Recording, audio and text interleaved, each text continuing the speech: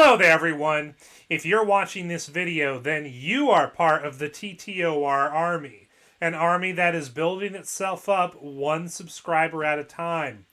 And as you can see from the title and thumbnail of today's video, today we're going to be talking about Jesus, marriage, young earth creationism, and how it all ties together. I actually did a video about this topic on BitChute back in October of 2019, a little over 4 years ago. But I have a better setup in terms of layout and equipment, as you can see by the microphone. And I decided I'm going to redo this video, especially since this topic has not been talked about on my Rumble channel or on my Quarter channel. And with that, let's get right into the subject.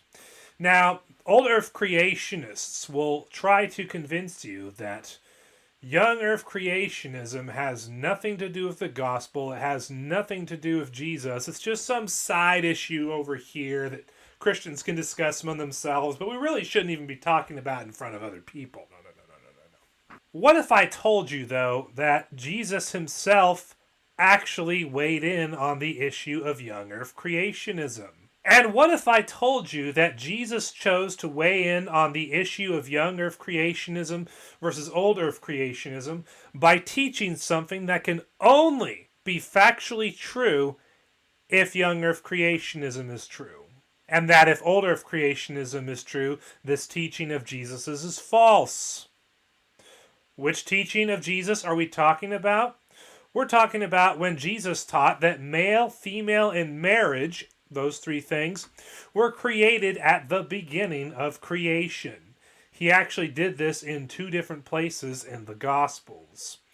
So I have here on screen for your attention Matthew 19, 1 through 6, which says the following. When Jesus had finished saying these things, he left Galilee and went into the region of Judea to the other side of the Jordan. Large crowds followed him, and he healed them there. Some Pharisees came to him to test him. They asked, "Is it lawful for a man to divorce his wife for any and every reason?" "Haven't you read," he replied, "that at the beginning the Creator made them male and female, and said, 'For this reason a man will leave his father and mother and be united to his wife, and the two will become one flesh'? So they are no longer two but one flesh. Therefore what God has joined together, let no one separate." Now notice here in Matthew 19, specifically in verses 4 through 5, what Jesus does is he says that at the beginning the Creator, and then he directly quotes Genesis 1:27. And after he finishes quoting Genesis 1:27, he says, "and said," and then directly quotes Genesis 2:24. What's the significance of these quotations? Genesis 1:27 is when God made male and female, Adam and Eve.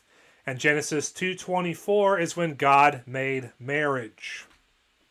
So according to Jesus, God made Adam and Eve, male and female, and marriage at the beginning. The beginning of what?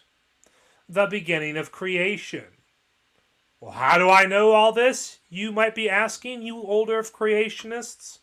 Well, Mark 10, 1 through 9 is a parallel passage of what we just read, and it says this.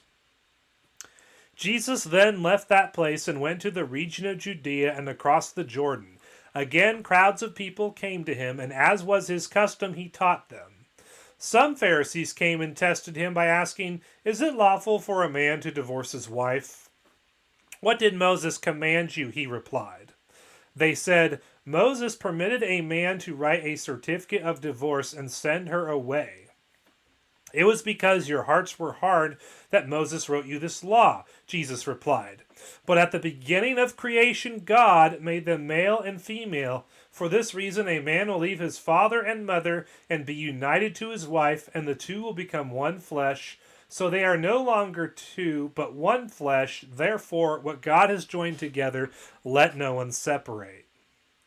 So we see here in Mark 10, specifically verses 5 through 7, Jesus says, at the beginning of creation, God, And then he quotes Genesis 1:27, and then directly quotes Genesis 2:24. In other words, Jesus is saying at the beginning of creation, God made male, female, and marriage.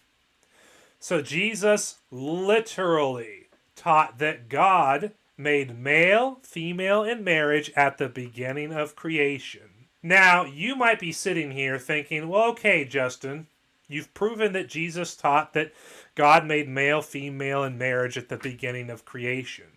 What does this have to do with young earth creationism? Or how does this prove that young earth creationism is true? Or that Jesus was endorsing young earth creationism in some way? Well, I thought deeply about the issue, and then I decided, you know what? Let's take the gap theory timeline, the day-age theory timeline, and the young earth creationism timeline of history. Let's put the creation of male and female on each of these timelines in accordance to what the timeline teaches, and we'll see which one lines up with Jesus' words best.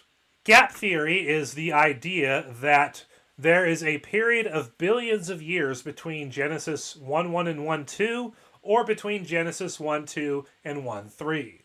The idea is that there's a period of billions of years between when God first made the earth and universe and when he started the days of creation.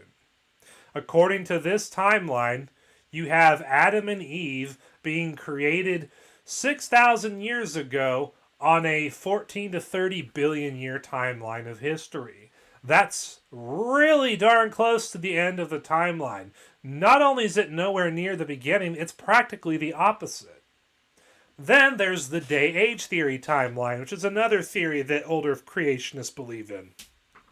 Day-age theory suggests that each of the days of creation is an indefinitely long period of time. So the universe and Earth are 14 to 30 billion years old, and each of the days of creation are basically a couple or a few billion years. Of course, what this means is that you have Adam and Eve being created about 2 to 4 billion years ago, roughly, on a 14 to 30 billion year timeline, depending upon which version of deep time you believe in right now. And in the day-age theory timeline, we see that the creation of male and female, while not as close to the end of the timeline as the gap theory timeline, it's nowhere near the beginning. It's not even close. But the young earth creationism timeline of history, oh boy, that's interesting. You see on the graph that according to young earth creationism, and this is actually according to Genesis 1, Adam and Eve were created on day 6 of a 6,000 year timeline of history. That is virtually at the very beginning of creation. An analogy you may find comparable is that if you had a 3-hour movie in your possession, it would be like talking about something that took place within the first 30 seconds of that 3-hour movie. Now, when you look at these three timelines, which one of these timelines best matches up with Jesus' teaching that male, female, and marriage were created at the beginning of creation? The correct answer is the young earth creationism timeline of history, because it has Adam and Eve and marriage being created on day 6 of a 6,000 year timeline, which is virtually at the very beginning of the timeline, whereas the old earth creationism theories of gap theory and day-age theory have Adam and Eve being created towards the end of the timeline, which is the opposite of what Jesus taught. Now, old earth creationists have two common retorts to what I just pointed out. One is to say, well, they weren't created on day 1 of creation, they were created on day 6, therefore they weren't created at the beginning of creation, ha ha ha ha. Oh, really, smarty pants? So you're telling me that believing that Adam and Eve were created on day 6 of a 6,000 year timeline doesn't match up with Jesus' teaching that male, female, and marriage were created at the beginning of creation, but believing that Adam and Eve were created 6,000 to a couple billion years ago on a 14 to 30 billion year timeline somehow lines up with Jesus' teaching better, even though it's the opposite of what he taught? The other common response the old earth creationists give is, well, Jesus wasn't saying that God made male, female, and marriage at the beginning of creation. He was saying he made them at the beginning of their creation. Well, here's the problem with that. I can read. I understand English perfectly fine. And when you go to these passages, you do not see anything like that. Now, if Mark 10 said, at the beginning of their creation, God made them male and female, and if Matthew 19 said, at their beginning, the Creator made them male and female, then the old earth creationist argument in this case would have some teeth. Then they could legitimately argue that God was talking about the beginning of the creation of Adam and Eve. But that's not what the passages say. It says, at the beginning. Or in Mark 10, at the beginning of creation.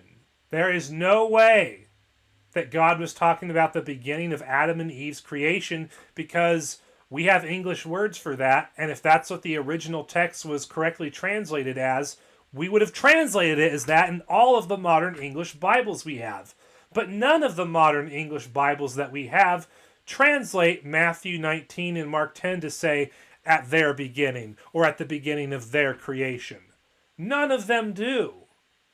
And young earth creationists are not the translators of the Bibles we have today, so to think that maybe the reason why they didn't translate it the way old earth creationists want you to believe it reads is because young earth creationists were somehow involved, that doesn't fly.